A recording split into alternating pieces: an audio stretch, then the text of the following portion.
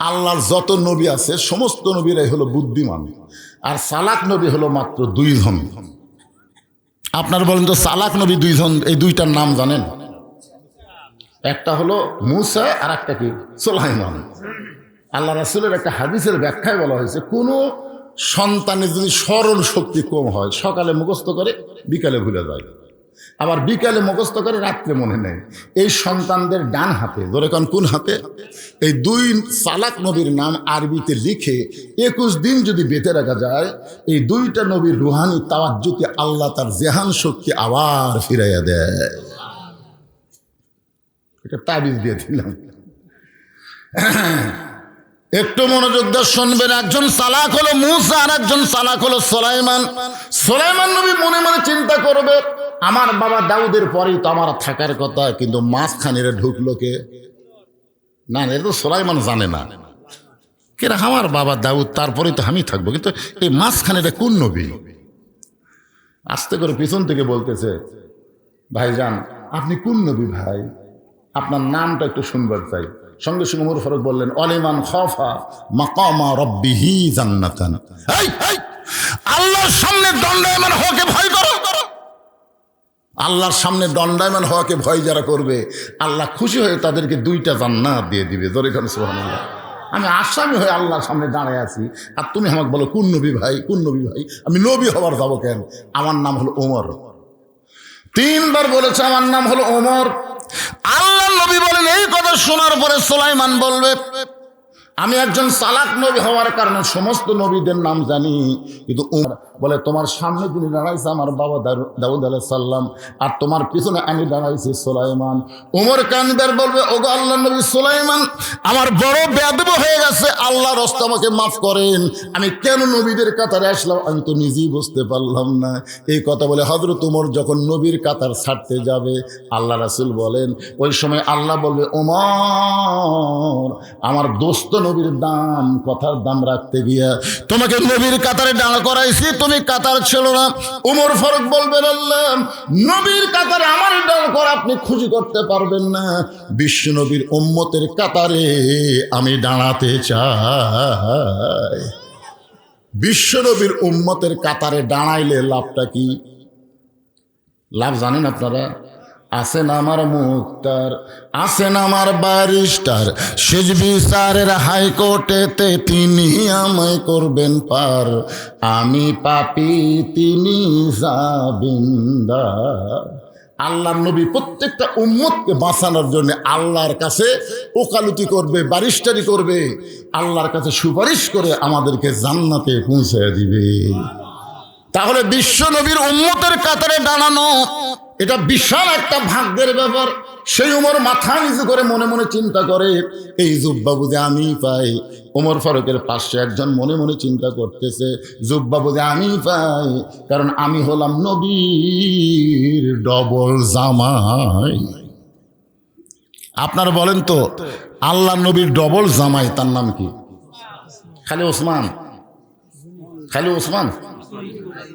এটা একটা হলো। এখানে যারা হাজী সাহেব আছেন, হজ করছেন তো নাকি? আপনি করছেন? মাশাআল্লাহ।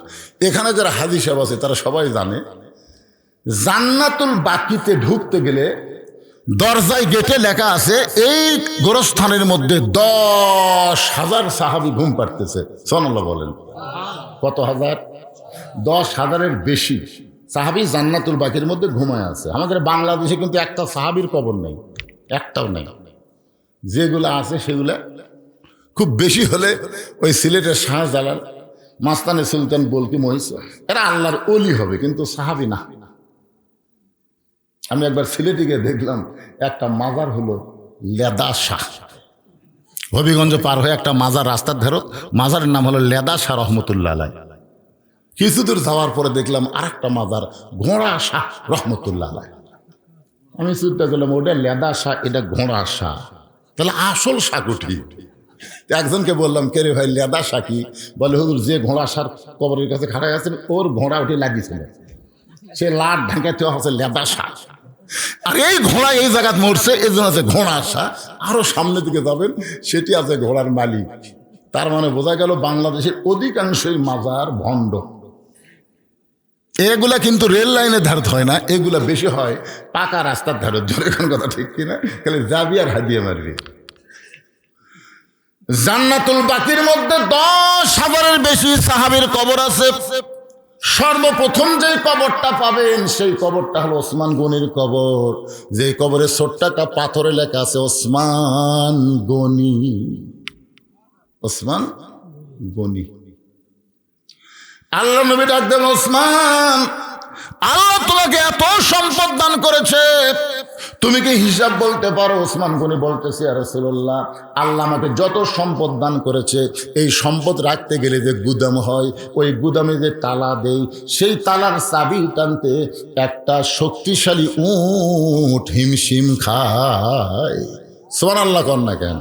আল্লাহ আমাকে যত সম্পদ দিছে, এই সম্পদ যে গুদামে রাখি, সেই গুদামে তালা দিয়ে ওই তালার চাবি টানতে একটা উট হিমশিম খায়।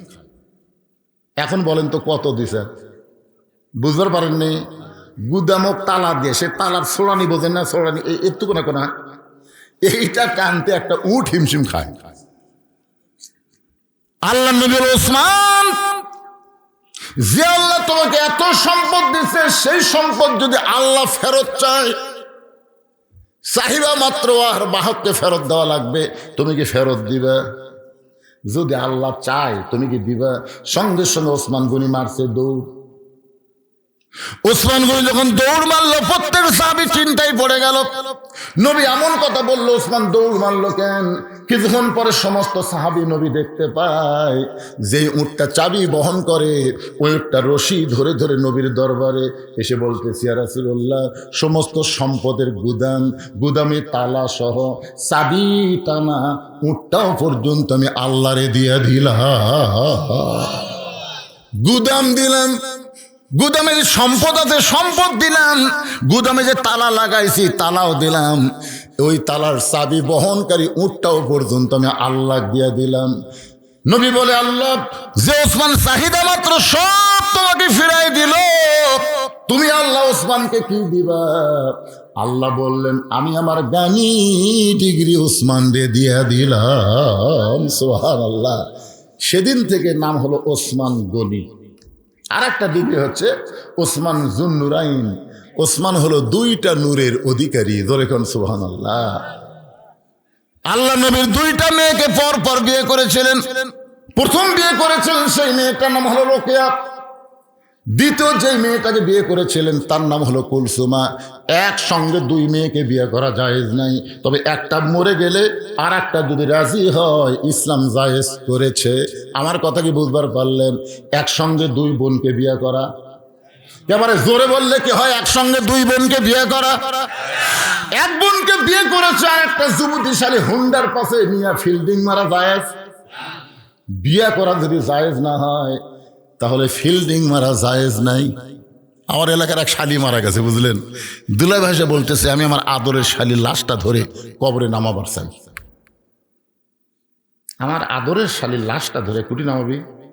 ওই তো ফতুয়া জানে না, আবেগে বলে ফেলে দিছে, আমার কলজার টুকরা শালি, আদেরও শালি মরে গেছে, আমি তার লাশটা ধরে কবরে নামাবো। পাশ থেকে এক হুজুর, হারাম হারাম হারাম, শালির লাশ স্পর্শ করা হারাম। দুলা ভাই মুসকি মুসকি হাসে। তাহলে হাসেন কেন?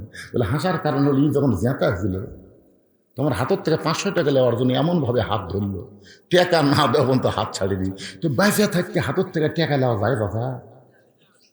মরে গেলে লাশ ছোঁয়া যদি হারাম হয় তাহলে বেঁচে থাকলে কি হবে? কথা কন না কেন ভাই, কথা কন না কেন? এখানে যে সমস্ত মেয়ের বাপ আছে আমি তাদের পাঁওত হাত দেব বলতে, পাঁওত হাত দিলাম। আপনার একটা মেয়েকে যদি বিয়ে দেন, আর একটা মেয়ে যদি যুবতী বাড়ির থাকে, খবরদার ওই জামাই গাবড়ার কাছে ঘিসতে দিয়েন না। আপনাদের আদম দিকে একজন লোকের নাম আসলো গাবড়া। তোর এখন কি নাম আসলো? গাবড়া। এই শালা গাবড়া আমাকে আদম দিকে ঢুকতে দেয়নি। গাবড়া কতকগুলা মাহফিলের প্যান্ডেল পর্যন্ত করছে, গাবড়া আমাকে ঢুকতে দেয়নি। আমি খালি চিন্তা করছিলাম, গাবড়া দি তোর তো সামনে কি হবি রে? আজকে গাবলার বাড়ি আছে কিন্তু ঘর নাই। কেন গাবলা?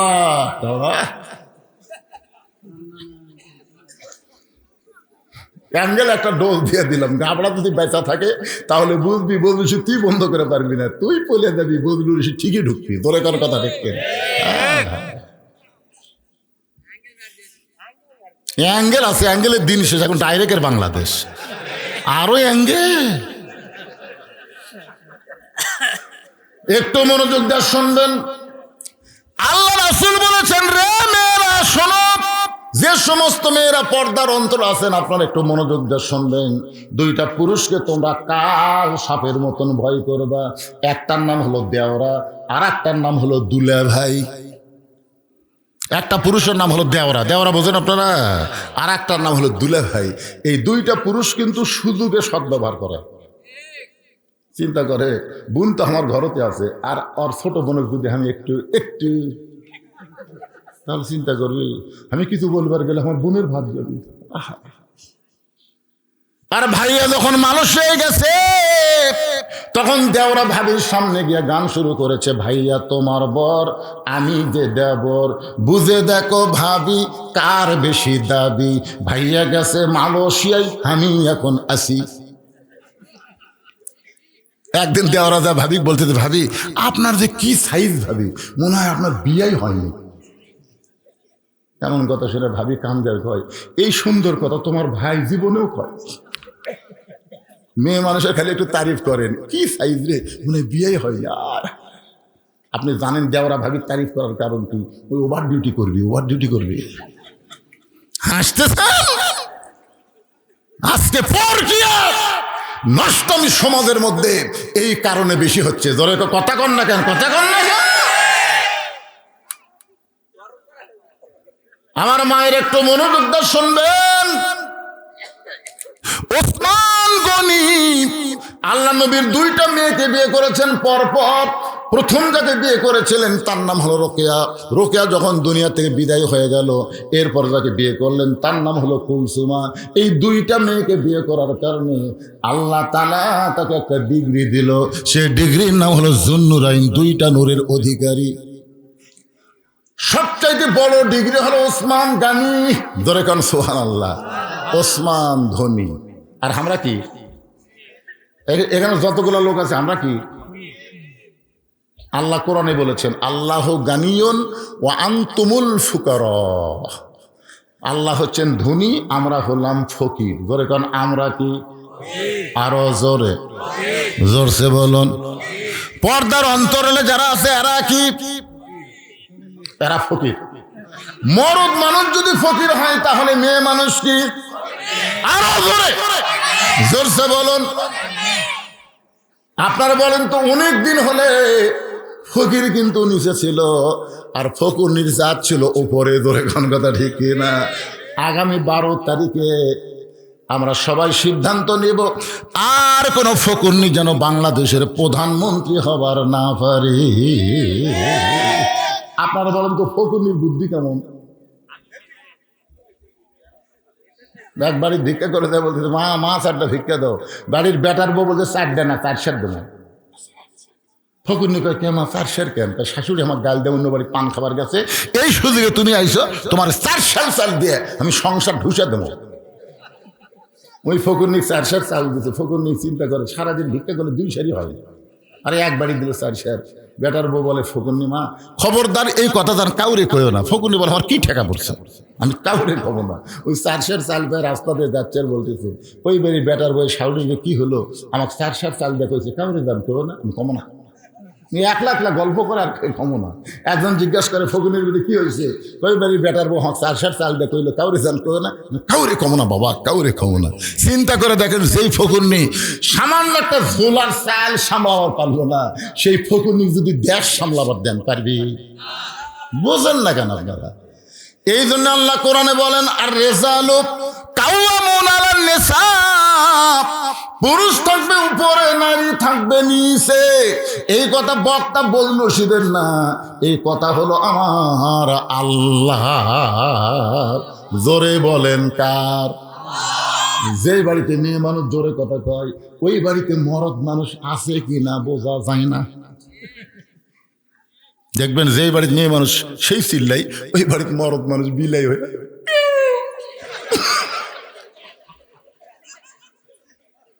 আচ্ছা আপনারা বলেন তো, আপনাদের এই প্রসাদখালি যখন ঝগড়া লাগে মরদ মানুষের কথা শোনা যায়?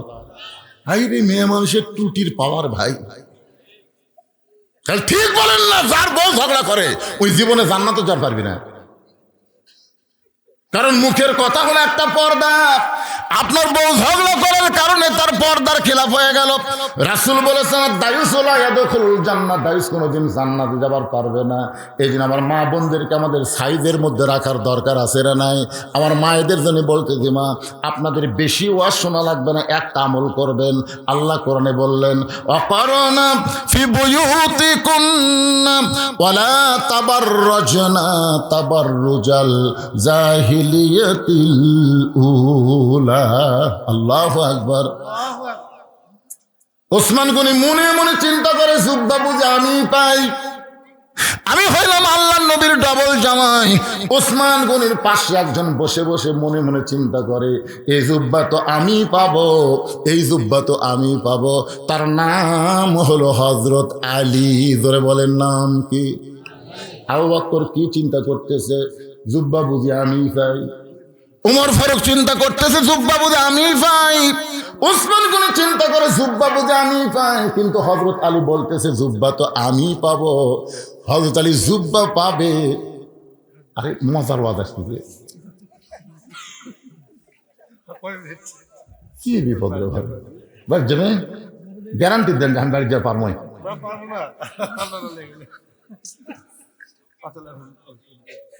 আপনাদের চেয়ারম্যান বসে আছে তো, সেই মজা লাগছে না। চেয়ারম্যানেরা তো বেশিক্ষণ থাকতে পারছে না, বলছেন সারাদিন কাজ কাম করে মানুষের, এখন তো একটা ফকুর নিয়ে পর্যন্ত। ও চেয়ারম্যান, আমার বৃদ্ধ ভাতার কি হল? আমি হিসাব করে দেখছি বাংলাদেশের যত নেতা থাক সবচাইতে বেশি কষ্ট হলো চেয়ারম্যানের। ধরে কর কথা রেখে এমপি কিন্তু কেউ কথা কর পারবে না, কিন্তু চেয়ারম্যান, ও চেয়ারম্যান আমার অটো ভ্যানের চাকা ভেঙে গেছে, অটো চেয়ারম্যান তাহলে আমার রাস্তা দিয়ে উঠবি না? ও রে বাবা রে, ভোট নেওয়ার আগে 500 খাইছু, এখন আমার অটো ভ্যান চালাতে পারিস না। কি মনে করতেছেন আগামী নির্বাচন আসতেছে? একটা টাকা খাওয়া আপনার জন্য গু খাওয়ার মতন হারাম। জোরে কথা কর না কেন, কথা কর না। আমি আয়াতে কারিমা তেলাওয়াত করেছি, অবশ্যই ওয়াজ করব। ইন্নাল্লাহা ইয়ামুরুকুম আন তুআদ্দুল আমানাতি ইলা আহলিহা ওয়া ইযা হাকামতুম বাইনান নাস আন তাহকুমু বিল আদল। এই আয়াতের বাংলা অর্থ আমি বুঝাবো। এই কথা কোনোদিনও বলবেন না আমার ভোট আমি দিব, যাকে খুশি তাকে দিব। এইটা কোনো মুসলমানের কথা না। মুসলমানের কথা হলো আমার ভোট আমি দিব, ভালো মানুষ দেখে দিব। ওরকম ঠিক কিনা? এই যে আজকে আমি আশ্চর্য হয়ে গেলাম, প্রধান অতিথির ভাই যে বক্তব্য দিল, মৌলবি ফেল এই মসজিদ মধ্যে শুনে বলে হাইরি তো সবই জানে না। খালি জানে না, অবশ্যই মানে। চেহারা দেখলে কিছুটা নূর দেখা যায়। ধরে কার কথা ঠিক কিনা ভাই? যান ভালো মানুষ খালি টুপিওয়ালারাই ভালো মানুষ, জুব্বালারাই ভালো মানুষ তা কিন্তু না। সমাজের মধ্যে এমন অনেক ভালো মানুষ আছে যারা নির্বাচনে যদি আসে আপনি কিন্তু প্রতীক দেখবেন না, আপনি ভালো মানুষ দেখে ভোটটা দেওয়া লাগবে। এই ভোটটা হবে আপনার জান্নাত, এই ভোটের কারণেই যাওয়া লাগবে জাহান্নাম। যে আয়াতে কারিমা তেলাওয়াত করলাম তার তাফসীর করে আপনাদের বুঝাবো, তবে যেটা বলতেছে একটু মনোযোগ দিয়ে শোনেন। হযরত আলী বলতেছে এই জুব্বাটা আমি পাবো। এই কথা বলার অধিকার হযরত আলী কেমনে পাইল? কেন হযরত আলী চিন্তা করে দেখে, একদিন আল্লাহর নবী বলেছেন, শোনেন মনোযোগ দিয়ে, আল্লাহর নবী বলেছেন সাহাবীরা তোমাদের মাঝখানে এমন একজন ব্যক্তি আছে যেই ব্যক্তি আমি নবীর চাইতেও 2 দিক দিয়ে বড়। আল্লাহ রাসূল বলতেছেন সাহাবীরা তোমাদের মাঝখানে এমন একজন মহান ব্যক্তি বসে আছে যেই ব্যক্তিটা আমি নবীর চাইতেও 2 দিক দিয়ে বড়। সাহাবীরা বলে না হুজুর, আপনার চাইতে বড় এটা আমরা মানব না। রাসূল বললেন তোমরা না মানলেও আমি মানতেছি। ওমর ফারুক বললেন আপনার চাইতে 2 দিক দিয়ে বড়। সেই সাহাবীর নাম কি? রাসূল বললেন তার নাম হলো হযরত আলী। আল্লাহ নবী বললেন, শোনো বাবা আদম থেকে আমি নবী পর্যন্ত যত নবী দুনিয়াতে আইছে এই নবীর বইরা জান্নাতে হবে, জান্নাতে যাবে, কিন্তু জান্নাতি নারীদের নেত্রী কোনো নবীর বিবি হতে পারবে না। জান্নাতি নারীদের নেত্রী হবে আমার কলিজার টুকরা ফাতেমা। এই ফাতেমার স্বামী যিনি, তিনি হলেন পৃথিবীর শ্রেষ্ঠ স্বামী। সুবহানাল্লাহ কেন? আল্লাহ নবীর বিবির নাম খাদিজাতুল কুবরা। নবী কিন্তু সর্বসাকুল্যে 11টা বিয়ে করছেন। জোরে বলেন কয়টা? এই নবীর উম্মতের একটু হিসাব থবেন। কেউ কয় 13টা, কেউ কয় 15টা, এটা ঠিক না। সর্বসাকুল্যে বিয়ে করছেন কয়টা? আরো জোরে। 11টা বইয়ের মধ্যে নবী শুধু একজনকে ইচ্ছা করে বিয়ে করছেন। একটা মেয়েকে নবী ইচ্ছা করে বিয়ে করছেন, আর অন্য 10টাকে নবী ইচ্ছা করে বিয়ে করেননি। নিজের ইচ্ছায় বিয়ে করছে কয়টা? একটা। আপনার বলেন তো, নিজের ইচ্ছায় যাকে বিয়ে করছে তার নাম কি? এই ইউটিউবের লোকেরা কওগা, এরা প্রতিদিন ওয়াজ শোনা ওয়াজের ফ্যাক্টরি হয়ে গেছে। আপনারা তো আমার সামনে বসে আছেন, এক একজন একটা চিন্তা করতেছেন, কুন্ডে রে খাদিজাতুল কুবরাকে নবী ইচ্ছা করে বিয়ে করেন নাই, কারণ নবী এত গরিব ছিলেন। খাদিজা ছিলেন তখন মক্কার সবচেয়ে ধনবতী। এই ধনবতী খাদিজাকে নবী ইচ্ছা করে বিয়ে করতে পারেন না। খাদিজা বিয়ে বসেছেন, নবী করেছেন। সুবহানাল্লাহ। আয়েশাকে নবী ইচ্ছা করে বিয়ে করেন নাই, কারণ নবী যখন আয়েশাকে বিয়ে করেছেন তখন আয়েশার বয়স হলো মাত্র 6 বছর। ধরে বলেন কয় বছর? 6 বছরের ছোট্ট একটা মেয়েকে নবী ইচ্ছা করে বিয়ে করতে পারেন না। আল্লাহ হুকুম করেছেন, এই কারণে নবী আয়েশারে বিয়ে করছে। শুধু একজনকে নবী ইচ্ছা করে বিয়ে করছেন, তার নাম হলো উম্মে সালমা। ধরে বলেন নাম কি? আল্লাহ নবী ঘটক পাঠাইছিলেন উম্মে সালমার বাড়িতে। ঘটক যা বলতেছে, উম্মে সালমা আল্লাহ নবী আপনাকে বিয়ে করতে চায়। উম্মে সালমা বললেন, আমি বিয়ে বসবো না। উম্মে সালমা বললেন, আমি বিয়ে বসবো না। ঘটক বলে, উম্মে সালমা, যেই নবীর জুতার পরশে আল্লাহর আরশ ধন্য হয়ে যায়। সুবহানাল্লাহ কন্যা কেন? লাইলাতুল মেরাজ সিদরাতুল মুনতাহা পাড়ি দিয়ে আল্লাহর আরশের দিকে নবী যখন যাচ্ছেন, এমন সময় জিবরাইল বলে, নবী গো, আপনি কি জুতা পায়ে আল্লাহর আরশে যাবেন? নবী বলতেছে, ও জিবরাইল, আল্লাহর সঙ্গে মিরাজ করার আশায় আমার জুতা খোলার কথা খেয়াল নাই। এই মনে করে যখন নবী আমার জুতা খুলতে যাবে, আরশ থেকে আওয়াজ আসতেছে, ওগো নবী, জিবরাইল আপনাকে চিনে না বলে আপনার জুতার কথা বললো, কিন্তু আমি আল্লাহ আপনাকে চিনি। আমার আরশ দামি হতে পারে, কিন্তু আপনার জুতার পরশে আজকে ধন্য হয়ে যাবে। তোর পাহাড়ের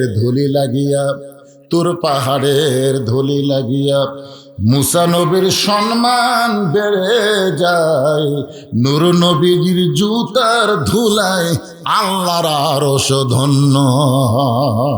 সুবহানাল্লাহ। সেই নবী তোমাকে বিয়ে করতে চায়, আর তুমি বলতেছো বিয়ে বসবো না। উম্মে সালমা বলতেছে, আমি নবীর সঙ্গে বিয়ে বসবই না।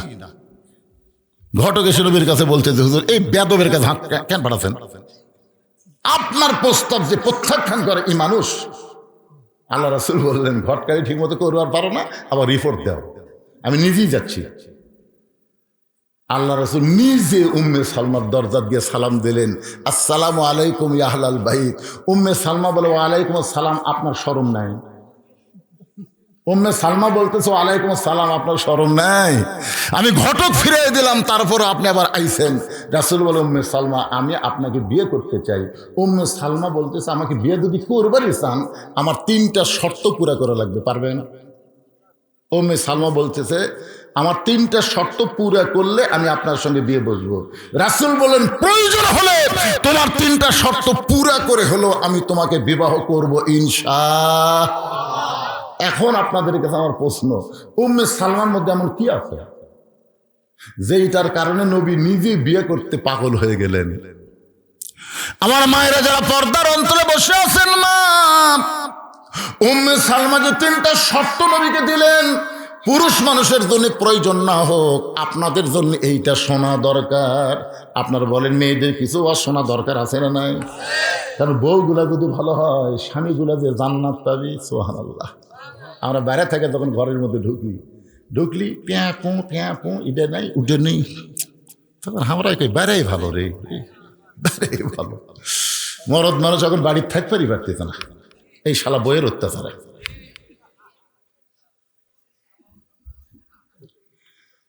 আমার মায়ের একটু মনোযোগ দিয়ে শুনবেন। আপনার হলেন ঘরের রমণী, ঘরের লক্ষ্মী। স্বামীরে খেদমত করবেন, ভালোবাসবেন। স্বামী স্ত্রীর মধ্যে মহব্বত যখন পুরা হবে, আল্লাহ তাআলা ওই বাড়ির জন্য রহমত আর বরকতের দরজা খুলে দিবে। আল্লাহ রাসূল বললেন, সাহাবীরা রে, বাবা আদম থেকে আমি নবী পর্যন্ত এই নবীর সন্তানের নবী হতে পারবে, জান্নাতি হবার পারবে, কিন্তু কোন নবীর সন্তান জান্নাতি যুবকদের সর্দার হতে পারবে না।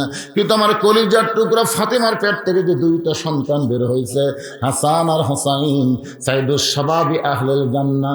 হাসান হোসেনের বাবা যিনি, তিনি হলেন পৃথিবীর শ্রেষ্ঠ বাবা। ধরে কন্যা সুবহানাল্লাহ।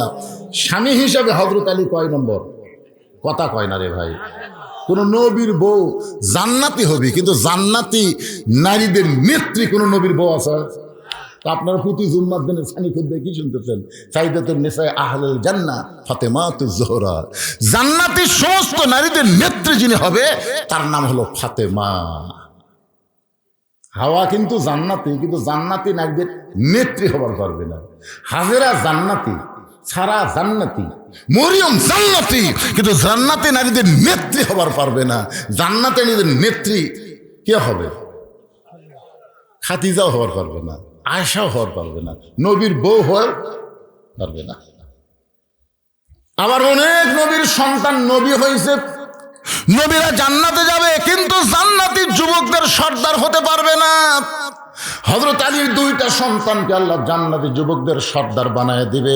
আমরা সানি খুতবার মধ্যে প্রত্যেক জুমা ইমাম বলতেছে, সাইদুস শাবাবে আহলেল জান্নাহ হাসান হোসাইন রাদিয়াল্লাহু তাআলা আনহুমা জান্নাতি যুবকদের সর্দার হবে দুইজন। নাম কি? এ জোরে কার নাম কি? তোমরা পাগল কার? আল্লাহর। Messi Neymar, Messi Neymar. রাত একটা পর্যন্ত মেসির খেলা দেখে, একটা পর্যন্ত। যেদিন আর্জেন্টিনার খেলা হয়, ওরে বাবারে, যুবকেরা সব পিকনিক পথে এবারে 12টার মধ্যে চেতনা চোখে, ভাই 1:30 থেকে খেলা হবে। সকাল পর্যন্ত খেলা দেখলো, হো হো করলো, 3টা পর্যন্ত খেলা দেখে শেষ, আর চেতন নাই। বাপ কয় কি, আমার ছেলে 3টা পর্যন্ত হই হই করলো, এখন কুটি গেল। কিছুক্ষণ পরে মুয়াজ্জিন যখন আসসালাতু খায়রুন নাম কয়, ওই নাই।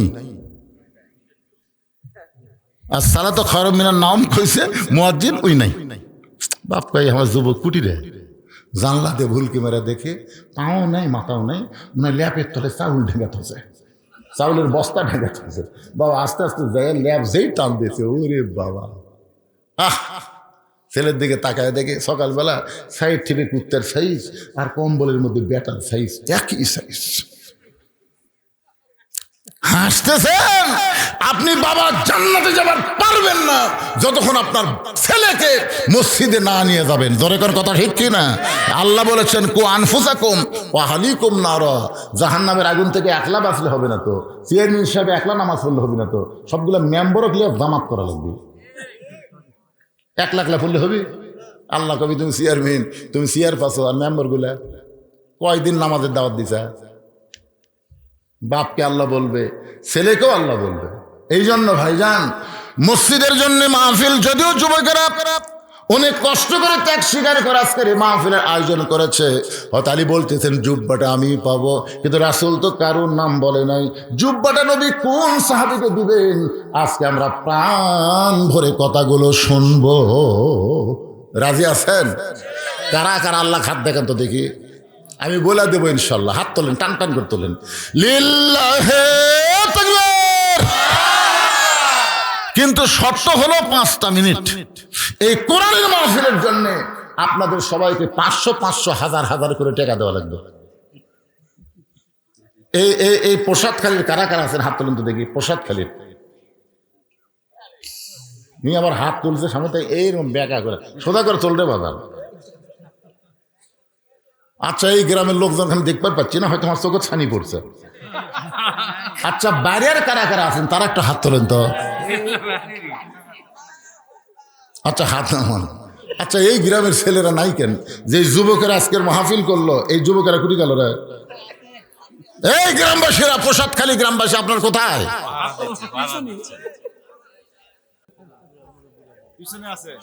কোন পিছনে? আমি তো দেখতে পারলাম না কোনটা। সব এটি আছে, তাই হিসাব দেন, কয় হাজার দিবেন কোন দেন, আপনি দেশ লগত দেন পারে, এটাও বাকি নাকি? হাদিস সাহেব বলে আমি পিছনে আছি, 1000 টাকা নগদে করছে দেন। আল্লাহ তার দানকে কবুল করেন, নেক নিয়ত নেকাশা পড়া করেন। প্রত্যেক বছর ছেলেরা গান বাজনা না করে এরকম কোরআনের মাহফিল করবে, আপনারা কি বেজান না খুশি? হ্যাঁ, 1000 টাকা দান করেছে, যার তেজের উপর আছে চেয়ারম্যান সাহেব দেন বারে কিছু দেন, দেন বাকি ছেলে করে কিছু দেন, মসজিদও দিবে। এর কাছে আমি 20,000 টাকারই সাহস পাচ্ছি রে, 1,15,000 দিবে। আল্লাহ কি দোয়া করবো আমরা, কি দোয়া করবো? এইটা যেন যতদিন বাঁচে ততদিন যেন চেয়ারম্যান থাকে, তোর এখন আমিন। যদি নিয়ত থাকে উপরে যাবে, উপজেলা চেয়ারম্যান যাক, কি কন? আমি আশাই করিনি 1,15,000 দিবি আল্লাহর ঘর মসজিদের জন্য, তাও 3 মাসের মধ্যেই। আল্লাহ তাকে দান করার তৌফিক দান করুক, সকলে বলে আমিন। জনগণের খাদেম হিসাবে কবুল করুক, জনগণ আমিন। চেয়ারম্যান সাহেব নগদ কিছু দেন পারে, কিছুই নাই।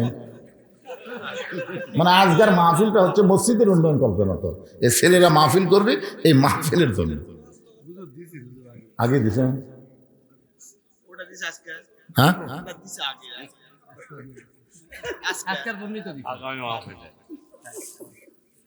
আচ্ছা আগামী মাহফিলের জন্য হচ্ছে, আজকের জন্য না। আগামী মাহফিলে কত দিন এখন লগত দেওয়া লাগবে, খালি কয়ে দেন না। মসজিদের যদি 1,15,000 দিবার পারেন, ওটাও তো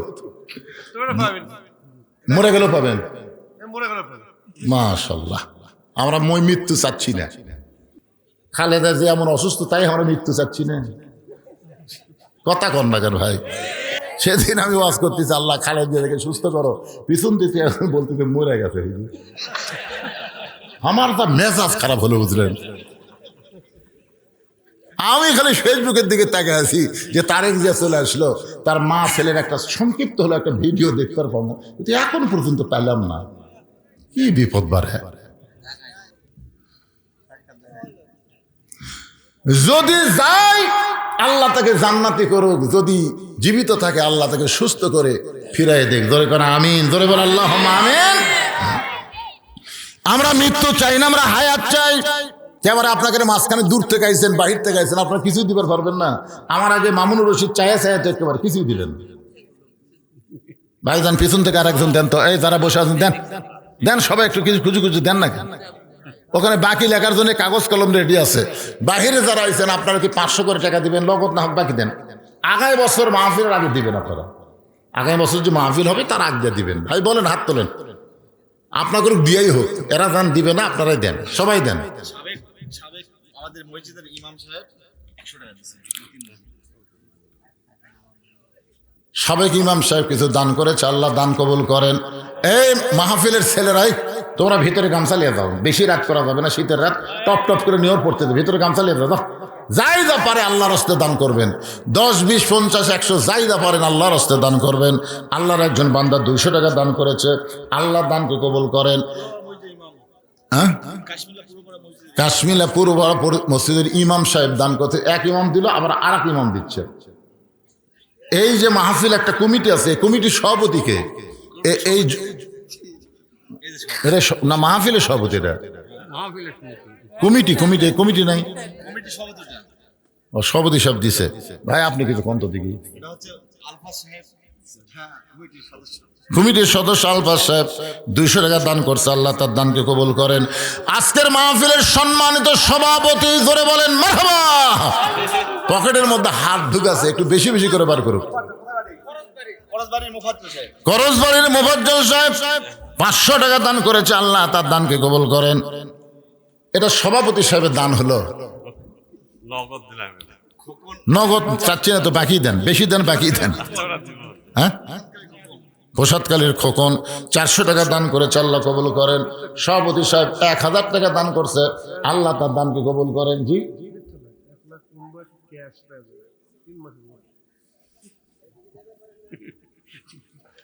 3 মাসের মধ্যে 1,15,000 টাকা ক্যাশে দিয়ে দেবে ইনশাল্লাহ।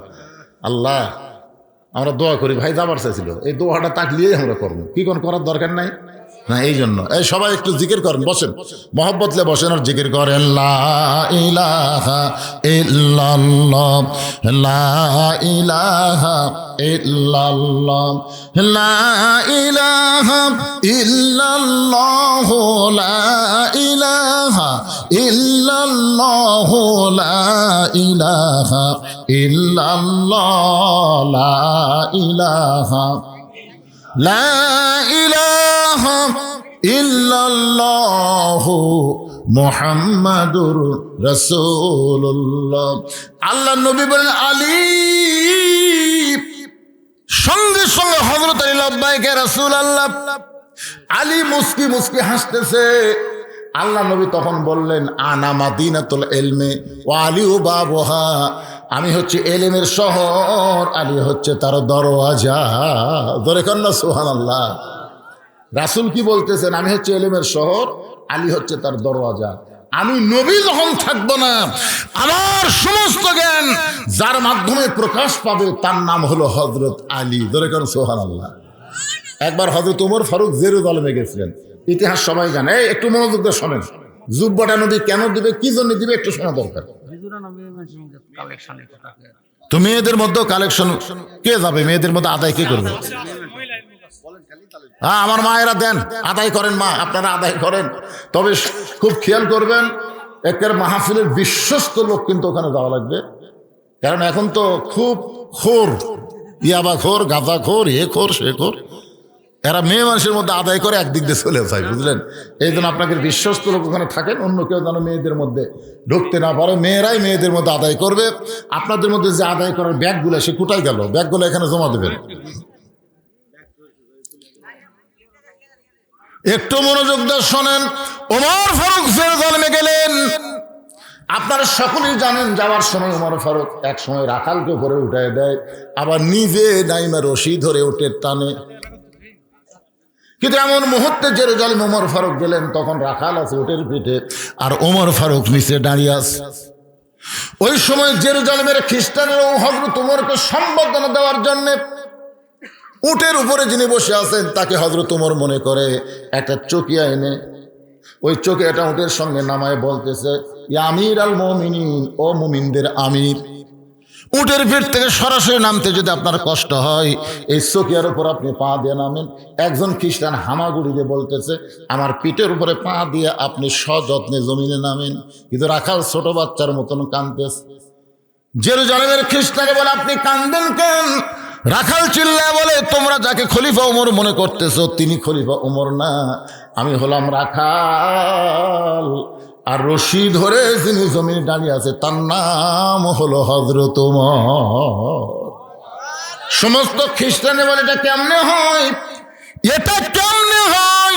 রাখাল চিল্লায় বলে, আল্লাহর কোরআন দিয়ে যখন রাষ্ট্র চলবে তখন নেতারা এমনি মোত্তাকি হয়ে যায়। সুবহানাল্লাহ না কেন? সমস্ত খ্রিস্টানরা বললো, ইসলাম যদি এত সুন্দর হয় তো খামাখা আমরা খ্রিস্টানে থাকবো কেন?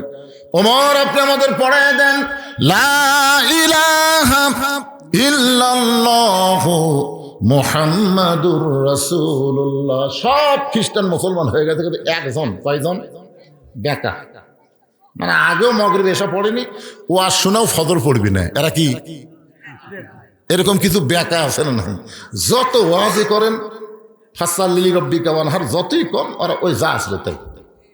ওই বেকাটা দৌড় মারছে খ্রিস্টান পাদ্রীর কাছে, হুজুর দরবারের মধ্যে মশান মারতেছেন, মদিনার উমর এসে আপনার দলের সবগুলা মুসলমান বানাতে। কি যে ভেলকি দেখালো, সব মুসলমান হয়ে গেল, কিন্তু আমি হইনি। আমি দৌড়ে এসে আপনাকে খবর দিলাম। খ্রিস্টান পাদ্রী এসে দেখে ওমর ফারুকের সাথে সবাই জিকির করতেছে, লা ইলাহা। পাদ্রী হযরত ওমরের সামনে দাঁড়ায় বলতেছে, ও মুসলমানের আমির, আমিও মুসলমান হবার চাই।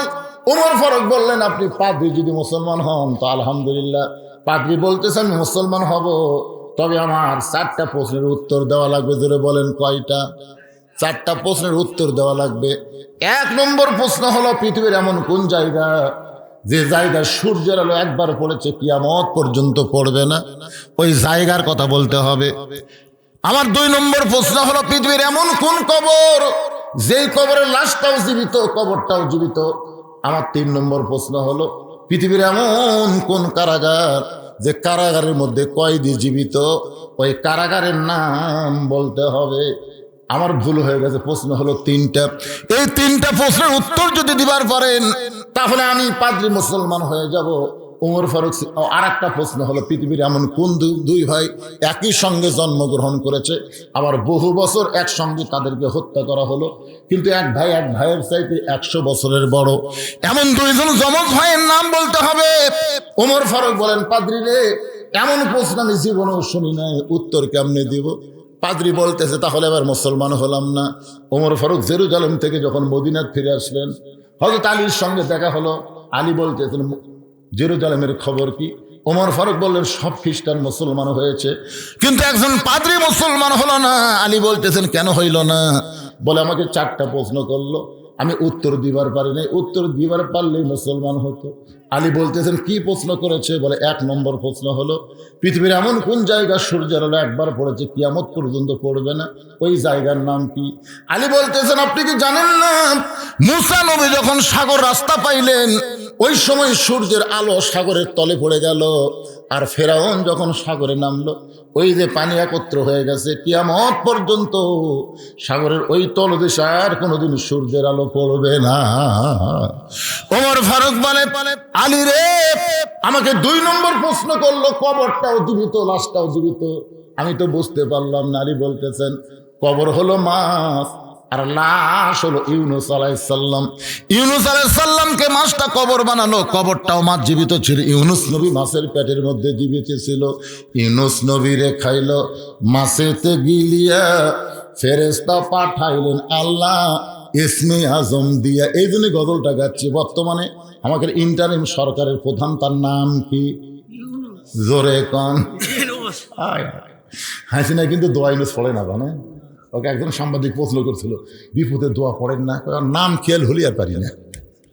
ইউনুস নবীরে খাইলো মাছেতে গিলিয়া, ফেরেশতা পাঠাইলেন আল্লাহ ইসমে আজম দিয়া, দমে দমে সে হরদম পরে সে ইসমে আজম, মাছেরই উদর হইতে বাঁচাইলা প্রাণ।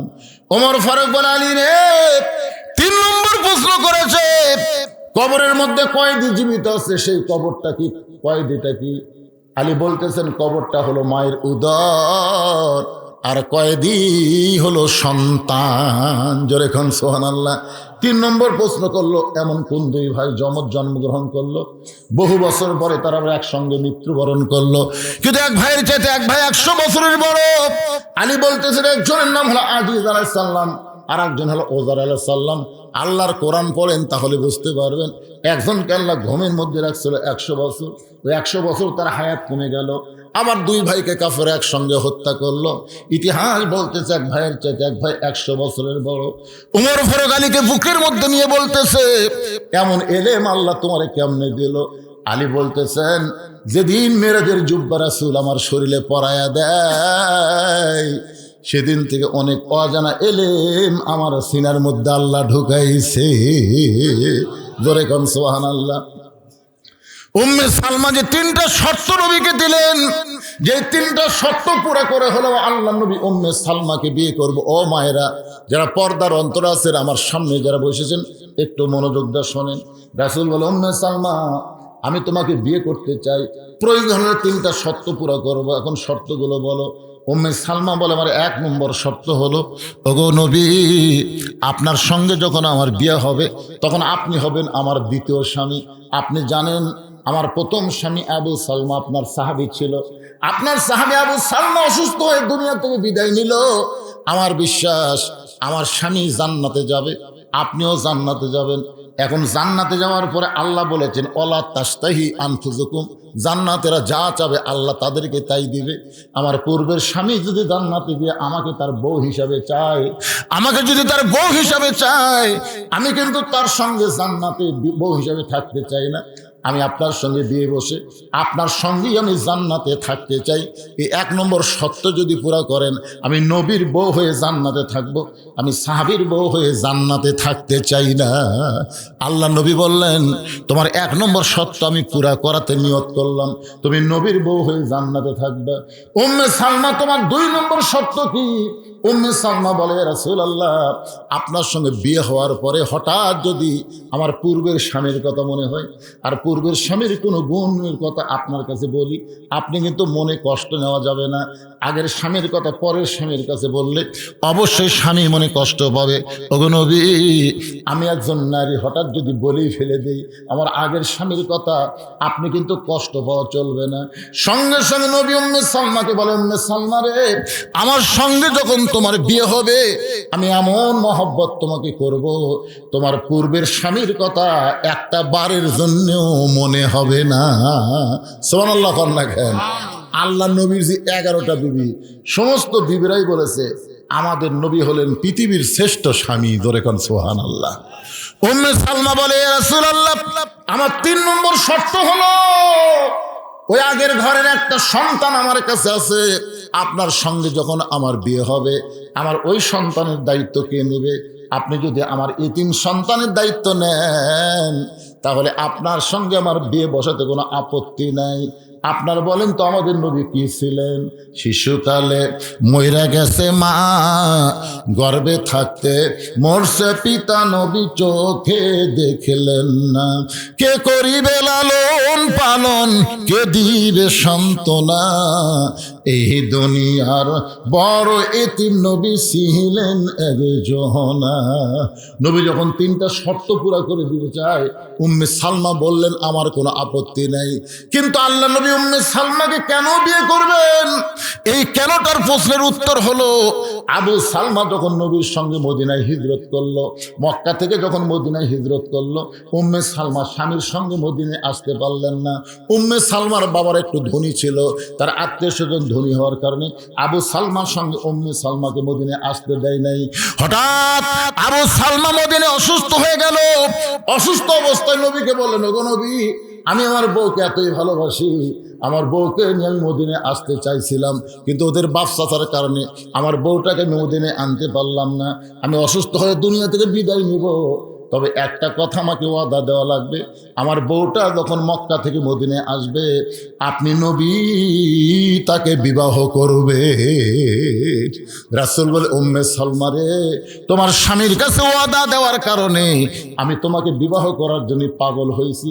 আমি কোনো নারীর চেহারা দেখে রূপ দেখে বিয়ে করি না, আমি বিয়ে করি তাকে পুরাপুরি আশ্রয় দেওয়ার জন্যে। সুবহানাল্লাহ বলেন।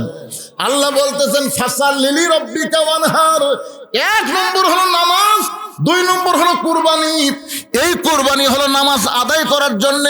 ইবাদতের পূর্ব শর্ত হলো হালাল খাওয়া। আপনি যখনই নামাজ পড়বেন তখন নামাজ কিন্তু আপনাকে বলে দিবে শরীর পাক, কাপড় পাক, নামাজের জায়গা পাক। এই 3টা পাক যদি না থাকে আপনার কিন্তু নামাজ হবে না। এখন শরীর পাক মানে কি বুঝতেছেন? শরীর পাক মানে গোসল করে শরীর পাক না, শরীরের ভিতরে হালাল খাদ্য। হালাল খাদ্য যদি না থাকে আপনার শরীর যতই গোসল করেন কোনোদিন পাক হবে না। তাহলে নামাজ পড়বার গেলে ইবাদতের পূর্ব শর্ত হলো হালাল খাওয়া। এই হালাল খাওয়াটার নাম হলো একটা কুরবানি। সুবহানাল্লাহ কন্যা কেন? শরীর পাক, শরীরে কি পাক? কাপড় পাক। যে কাপড় পরে নামাজ পড়বেন এই কাপড় কি হওয়া লাগবে? হালাল টাকা দিয়ে কিনা লাগবে রে। সুদের টাকা ঘুষের টাকা দিয়ে কাপড় একেবারে সে 1200 টাকার কাপড় গাও দেয় মানুষের দেখাচ্ছেন আমার লাগাল কাপড় কে বলে। কিন্তু টাকা কি হালাল না হারাম? যদি হারাম টাকার কাপড় কিনে যতই হজ করেন নামাজ পড়েন আল্লাহ কবুল করবে না। এই হালাল টাকায় কাপড় কেনা এটা হলো একটা কুরবানি। সবচাইতে বড় কুরবানি হলো ইমানের দাবি যদি কুরবানি হয় সেই দাবি ঘরে বসে থাকা নয়। ইমানের দাবি হলো কিছু বিনিময়, এই নামাজ আর কুরবানি যদি করতে পারেন তাহলে আল্লাহ হাউজে কাউসারের পানি পান করাবে, হাসর হবে তামার সানি, উম্মত বলবেন পানি পানি। সেই দিনে নবী বিনে পানি দেওয়ার সাধ্য কারো নাই। আমরা সবাই যেন নামাজ এবং কুরবানি করে আল্লাহ রাসূলের হাউজে কাউসারের পানি পান করতে পারি। আল্লাহ যেন তৌফিক দেয়। সকলে বলি আল্লাহুম্মা আমিন। ইস্তিগফার পড়, আস্তাগফিরুল্লাহ রব্বি মিন কুল্লি জামবি ওয়া তুবু ইলাই, আস্তাগফিরুল্লাহ রব্বি মিন কুল্লি জামবি ওয়া তুবু ইলাই, লা হাওলা ওয়া লা কুওয়াতা ইল্লা বিল্লাহিল আলিয়্যিল আযীম। আল্লাহুম্মা আমিন। আয় আল্লাহ তাআলা, টপ টপ করে নিয়র পড়তেছে কঠিন শীতের ভিতরে তোমার পাগল বান্দা বান্দিরা আরামের বাড়ি ঘুমকে বাদ দিয়া কোরআন হাদিসের মহব্বত কলিজার মধ্যে নিয়ে এই জান্নাতের বাগানে বসে বসে কোরআন হাদিস আলোচনা শোনার শেষে আমি গুনাহগারের সঙ্গে রহমতের দরজায় ফকির হয়ে দোকানা হাত তুলেছি। আল্লাহ মেহেরবানি করে আজকের মাহফিল আমাদের সকলের হেদায়েতের জন্যে, নাজাতের জন্যে, জান্নাতের জন্যে কবুল করো। এই মাহফিলের শুরু থেকে শেষ পর্যন্ত যত আলোচনা হয়েছে আল্লাহ, এর মধ্যে যদি ত্রুটি হয়, ভুল হয়, মাফ করে দাও। এর যা হাদিয়া মঞ্জুর করো। সোনার মদিনায় নবী পাকের রওজা মুবারকে আল্লাহ কবুল করে নাও। তামাম আম্বিয়াই কেরাম, আসহাবে কেরাম, তাবিনী কেরাম, তাবিনী কেরাম, তামাম পৃথিবীর মাটির নিচে যত মুমিন মুমিনা শুয়ে আছে আল্লাহ, সকলে আরওয়াফে হাদিয়া কবুল করো।